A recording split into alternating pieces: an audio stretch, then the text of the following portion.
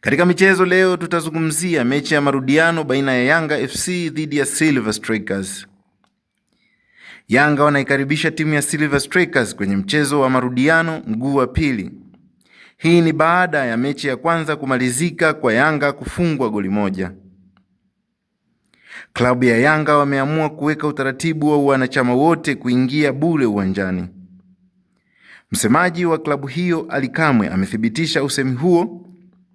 Hii itakuwa ni motisha kwa klabu hiyo kwa sababu wanahitaji ushindi kwa hali na mali. Ali Kamwe ametamba kwa kuongea mbele ya waandishi wa habari na vyombo mbalimbali vya habari kwamba Yanga wataibuka kidedea kwenye mtanange huo. Aidha, msemaji wa timu pinzani na mtani wa jadi Ahmed Ali kutokea Simba Sports Club amekosoa uamuzi huo kwa timu ya Yanga FC. Kwa mujibu wa Ahmed Ali, amesema kufanya hivyo ni kujidhalilisha. Aidha, amekosoa kwamba Yanga si sawa na timu ndogo kama vile Azam ama Singida Big Stars.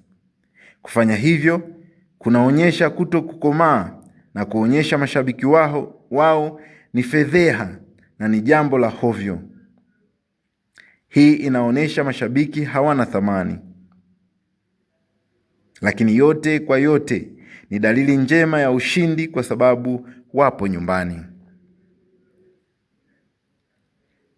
Nayekuletea habari hii ni mimi mwanahabari wako Apolinari Gregory Shavunza kutoka AS Online TV.